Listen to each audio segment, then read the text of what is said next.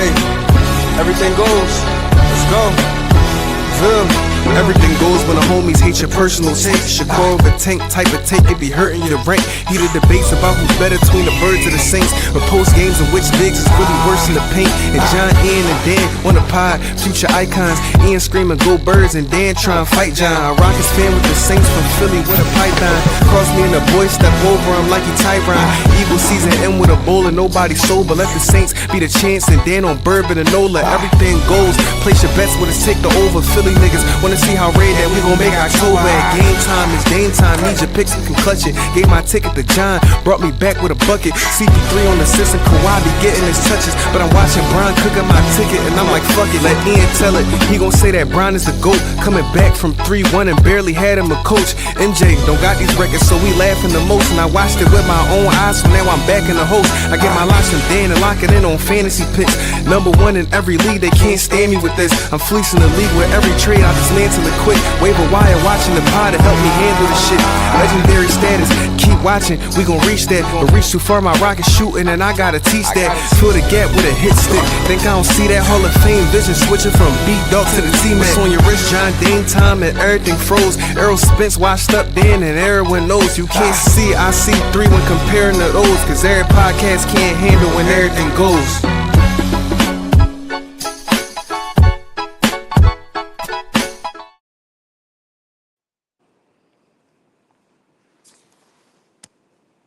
On a Wednesday though, shout out to the guys. Shout Uh out to the huh. guys. Wel- Welcome back to Everything Goes. Today I'm in the studio with my man E. Yeah, though, what's up with y'all?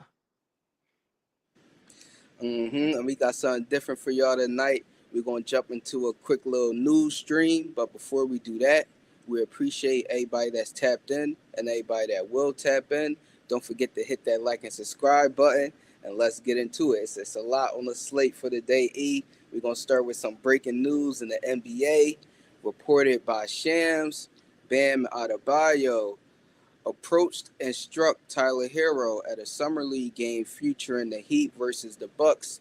And the following days, Draymond Green spoke out against the incident, directing his energy towards Udonis Haslem. UD responded. Ian, I need your whole thoughts about this whole situation. Ah, when the situation first happened, I told y'all already. Like, I'm trying to figure out, like, is Bam like a hurt dog hollering? Like, do he feel like what Tyler said was violent, and that's why he, Mm-hmm. offended and hurt? But at the further research and reading some things, and just listening to a few interviews and behind the scenes stuff. I think it's more so on some, like, that's my brother. You supposed to be my brother, and like, brothers fight sometimes. I'm not saying that they will remain brothers, but I think that's where the intention came from. I don't think Bam was just trying to be a bully, or like, I think the words meant something because of who they came from, I agree. and what he perceived the relationship to be prior to those words happening. Mm-hmm. With the whole Draymond thing, I feel like, bro, keep it a bean. Why are you talking? I don't think. I mean, I understand he got a podcast, so it's like, he want to get views I and play and media. He talk can, about yeah, relevant stuff as well. Yeah, so like I get it, but like outside of that, bro, in the league, like if I was you, bro, I mean, yeah, I guess as a man, you punched him, so it's like you don't look sweet, but as a mm, teammate, as a professional, you still look nutty on like a exactly. huge stage. So I don't even know why Draymond would want to bring attention to his altercation with Jordan Poole. Mm-hmm. And then when he checked UD, he was talking about UD commenting on Draymond, and then also it was, I guess, reported that he had a conversation with Jimmy Butler upon his arrival to Miami, like what you And did with basically, Tibbs and what you did in Minnesota, and you know thinking you gonna run the show in Chicago, like this SPO team. I mean, like, you could be the man on the court, but it's still a level of respect and a hierarchy in yeah, Miami, and like fall in line. And I respect UD for that. I don't think that Bam and Tyler Hero situation is the same. And I also don't think it's really UD problem anymore because Tyler Hero is not there. I mean, exactly. like, UD is a Miami Heat old head, and I'm not saying that 6 years or 7 years with a franchise don't mean anything. Because one incident or one altercation don't mean that we not family anymore, or not brothers either. But at the same time, like this two grown men, and one grown man got Twitter fingers, and he got approached by another grown man with real fingers. So ain't no Diddy, but like I feel like Bam did like what he felt the situation called for. And I feel like UD don't have no reason to step in and comment on anything. It'd be different if Bam was just bullying Tyler Hero or really trying to wrestle, or I mean, like he chin Hmm. checked him, whatever. Tyler was talking crazy. It is what it is. But I And think, that's yeah, exactly what nobody you did nothing said. wrong. Yeah, bro. Like, and they younger in age again. Like UD was talking about Draymond being 32, and Jordan Poole being I think Jordan 23 Poole at is the what, time 20? versus Hmm. them being like 2-3 years apart right now. Like it's not the same situation at all. And Draymond just was trying to find a reason to be relevant. Hmm. So yeah, I'm gonna pick up where you left off with the whole Draymond. Like you said, I think Draymond Green should be the last person talking, especially with all the incidents you've been involved in, whether it's your teammates or it's the opposite team year in and year out. You should be the last person speaking up about a physical altercation that took place in the offseason. Now, I agree with everything UD said. It's not the same situation as you just pointed out, Ian. And then, like he said, he spoke about the times where he was a leader for that franchise, and the biggest moment in their last few years when they had that finals run with Jimmy Butler was because UD was able to sit him down and let him know you might be the star player on the court, but this is Spo team. He's going to get the utmost respect by any and everybody, and that's how it's going to be. And so UD has been doing his job. The person that haven't been doing their job in the last couple of years is Draymond Green. So he should not be talking. Now, as far as Tyler Hero and Bam Adebayo, now I don't agree with Bam getting physical, but at the same time, I'm not going to sit up here and say that he is wrong. Like you said, he felt a certain type of way because it came from Tyler Hero. I'm sure if this was Mark, what's my man name? Mark, Jaime Marquez talking or whatever the boy name is, he probably wouldn't care. He would not care at all. Now, because it's Tyler Hero, he had to approach him. He had to say something to him because he felt as though we just been rocking and rolling, going to war for the last past Right. what 7, 8 years together, and this really how you feel about me behind closed doors. That's kind of crazy. Now, I will say this: I do think Bam should be punished, whether it's by the NBA or the Bucks franchise themselves. And Tyler Hero also spoke out after the incident. He didn't confirm or deny the incident. He just basically said that he's ready to move on and he looks forward to hooping with the Bucks. And so Yeah, yeah, I think that's Tyler did what he's supposed to do. I mean, it's not a situation that either you snitching on yourself or you telling that you got punched on. So either way, that, like what we talking about. I definitely think like Bam. I don't know. We've seen no footage. Obviously, it was people there, so we don't know to what degree. I mean, I feel like a physical altercation. Sometimes you in basketball settings, like it's just it's a possibility. So I'm not gonna say yeah, bro, Bam should be suspended or reprimanded for sure. But depending on how drastic the physical altercation was, then for sure, the NBA can oversee the team, enforcing some kind of punishment or reprimand, or even take it further and fine him or do something themselves. But yeah, I think it was a situation of, like you said, two guys that had been going to war, and they both feel a way about the way that it ended and who got paid and stuff like that, and it just it came to a falling out. exactly. So yeah, I think we on the same page with this one. E. So we're gonna go ahead and move on to some boxing news. A couple reports that came out this week, but we really got to talk about the main thing. Is Boots Ennis the new face of boxing? And I actually No. got a lot to say about this, E. So I'm gonna let you go first on this one. Pass, pass. Um, I don't think it's as far fetched as it sound right now. I think that Boots got Wait, hold on, a hold on. capable. Go Just ahead. real quick, my fault. Oh, yeah, before you go, I just want to put this out there. All this is coming from Jerron Boots Ennis himself. He No stated kidding.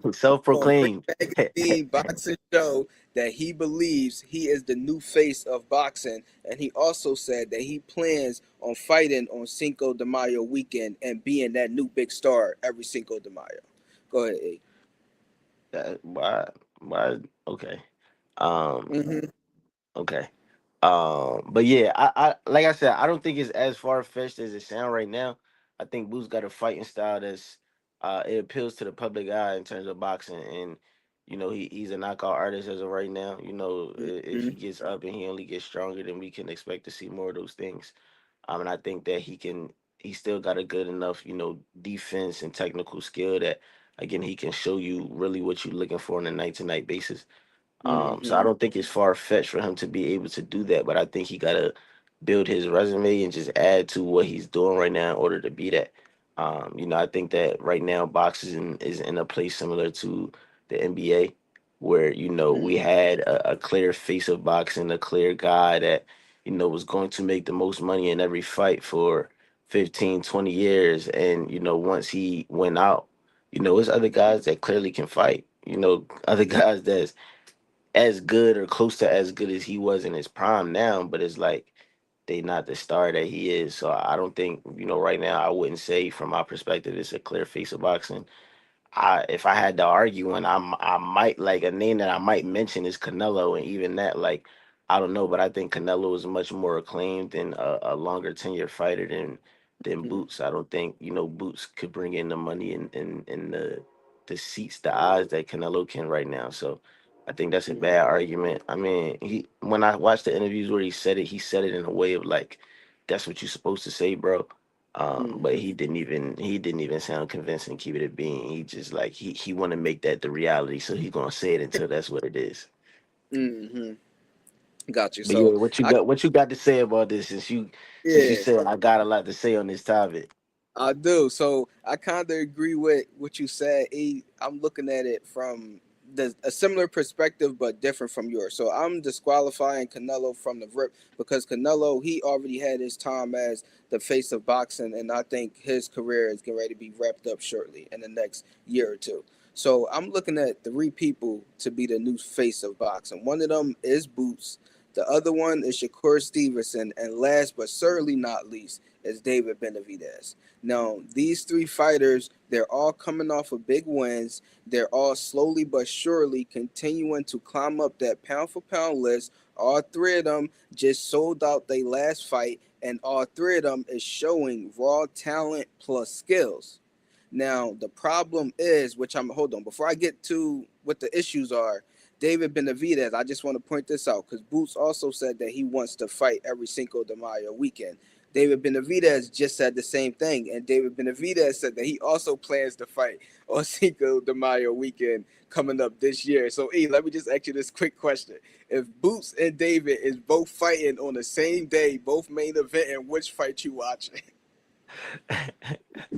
I'm watching the Mexican Monster for sure. Ski, you hear me?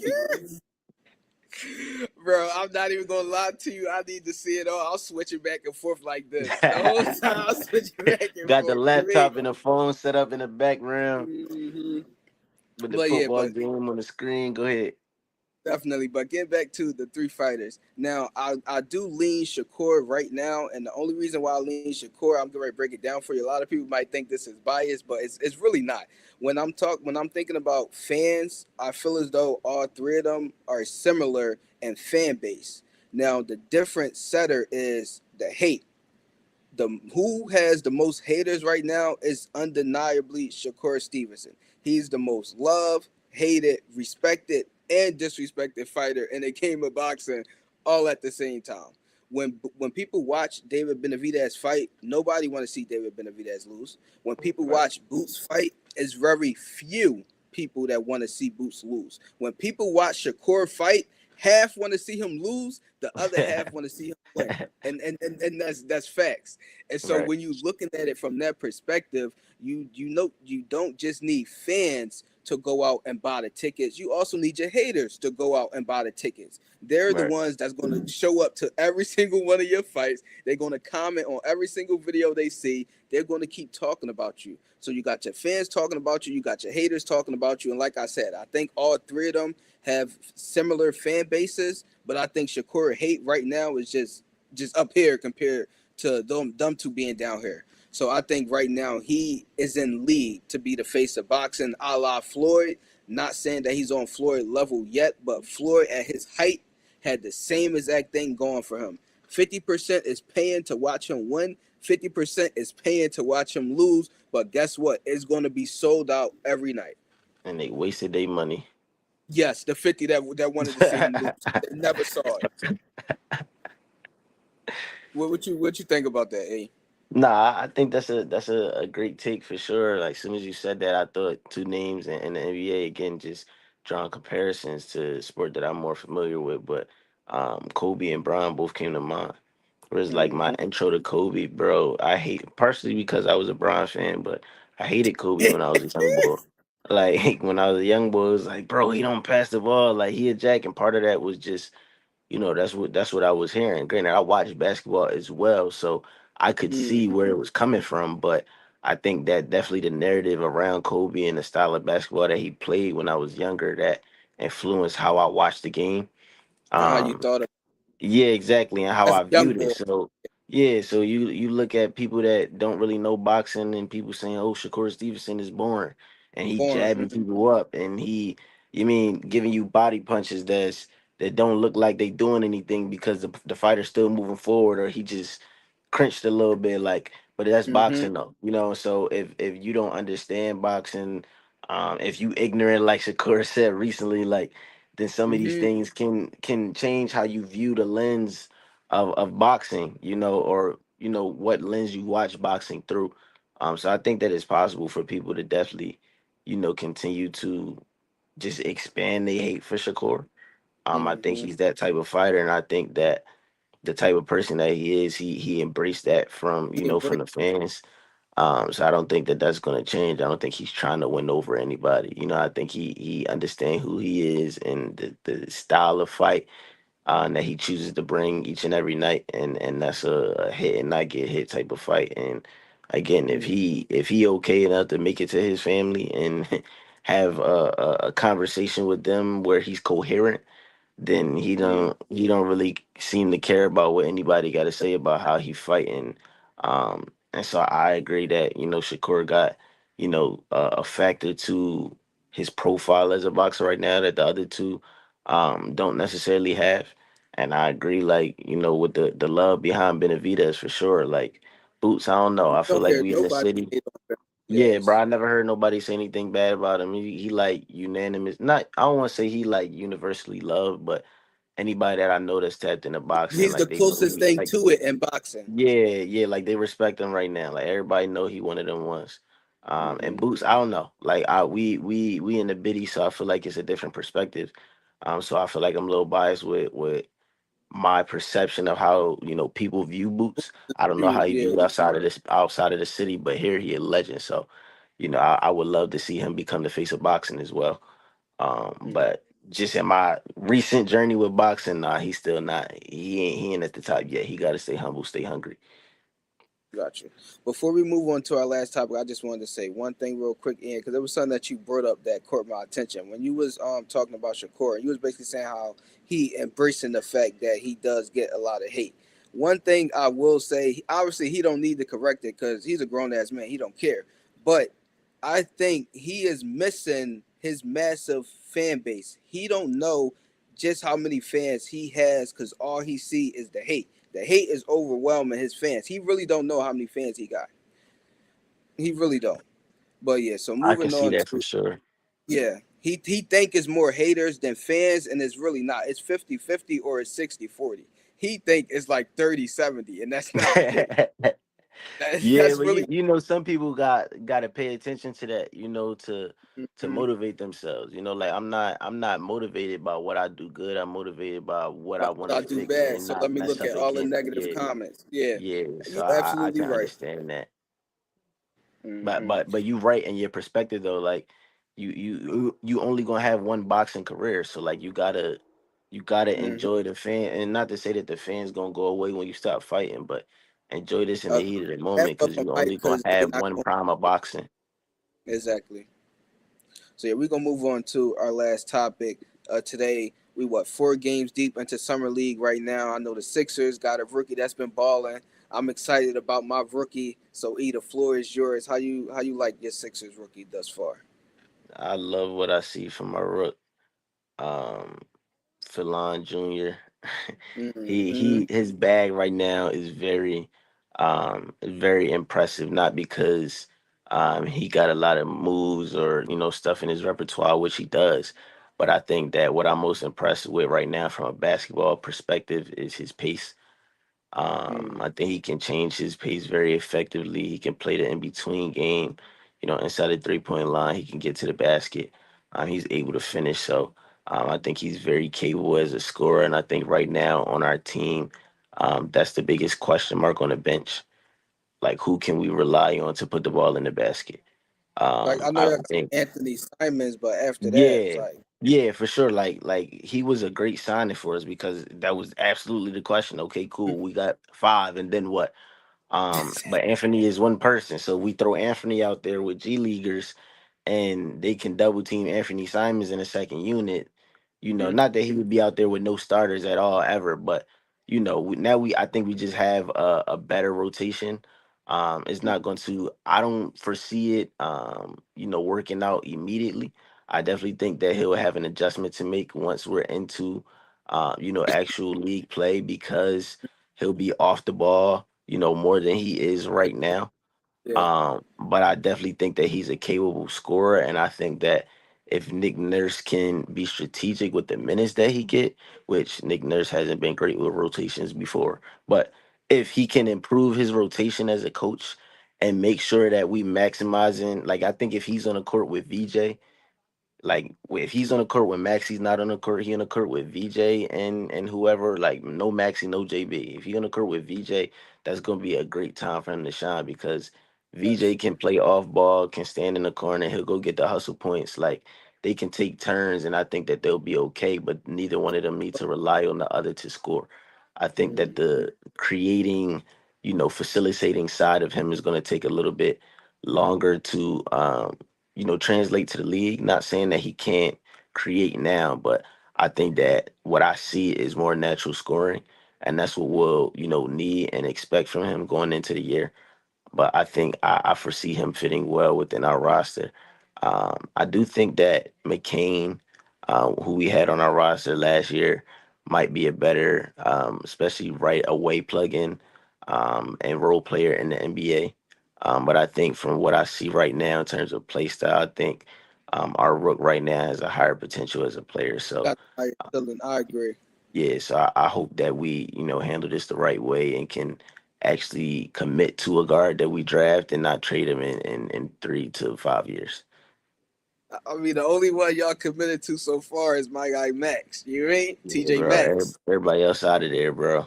Like year after year, bro, dating back to MCW in like Mm, 2010 or something like that. To MC Dub, Drew, Evan Turner, Fultz, Ben, like everybody gets out of here. TJ, like I don't. So hopefully we Will keep this guy because Ford, he you can hoop. ain't? He can hoop.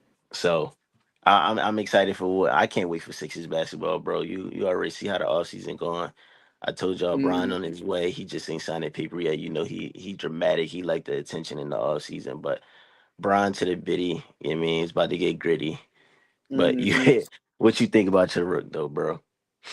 So yeah, Bruce Thornton. That's who we took with the 31st pick in the draft. We traded up to get him. I think he was at pick 38. So we moved up 7 spots to get him.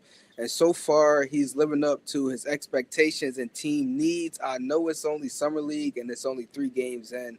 But right now, he's averaging what, 21 points a game, 4 rebounds, 4 assists, on 41% from the floor, 43% from the three. And he's hit three threes in all 3 games. So I'm loving the way that he's playing right now. Already he's shown that he's a 3 level scorer at only 6'1". He can space the floor. And yes, he's only 6'1", so he's going to give up a few buckets, but his tenacity on defense and the energy that he brings on defense, he's also going to get us extra possessions and he's going to get us stops when we need it. So I'm loving everything that I'm seeing from him so far. But y'all already know, at least if you're not a Rockets fan, the Rockets really don't like playing rookies, and if we do, you're not getting more than 15 minutes consistently. So with that being said, I don't know how much time he's going to get this season, but he's already off to a great start at forcing their hand at playing him and giving him significant time.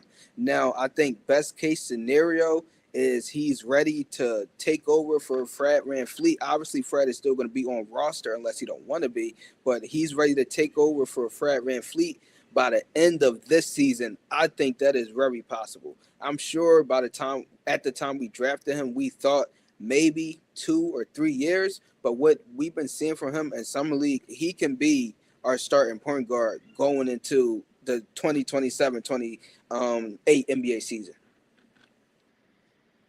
I think that's So an yeah, I'm interesting roster if you flip Fred, or if just Fred moves on, and he's able to move up into that starting guard spot. 'Cause then you got him starting whoever you got playing the two at the time, Amin Amen. Jabari, Mm-hmm. Amen KD. Jabari, KD, Shangoon.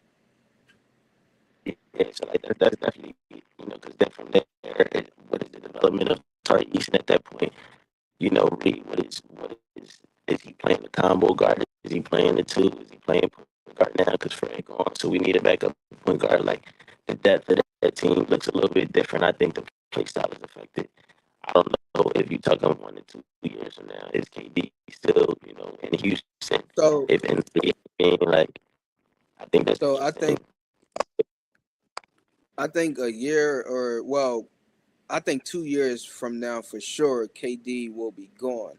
But I also think because we signed Marcus Smart to a 3 year deal, so Marcus Smart is going to be there. So if Thornton is able to take over for Fred VanVleet and be the starting point guard, not this coming up season, but next year, Marcus Smart will be the backup point guard off the bench. He'll be coming in. Reed Shepard will be our 6 man. Shepard come in 6 man. Marcus Smart backup point guard. Tari Eason, Steven Adams, and then if they decide to sign more pieces, which I'm sure they will. So yeah, I'm not mad at it at all. And then Thornton, like I said, he can play on ball, he can play off ball. My biggest thing about him is the fact that he can shoot the three ball and he can shoot it however you need it. Wide open threes, contested threes, off the dribble, catch and shoot. It does not matter. He's going to get it up and it's going down. So I'm excited for him, definitely. You Yeah, got anything else to definitely. say before we wrap it up? Still in the draft, but we're gonna see how it pan out to see how fast he's implemented into your lineup. But look like he still got a still, so we're gonna see how it pan out. Mm-hmm. For sure. I definitely appreciate y'all tapping in with us tonight. We know it's late, but it was some more news that we had to get out to y'all.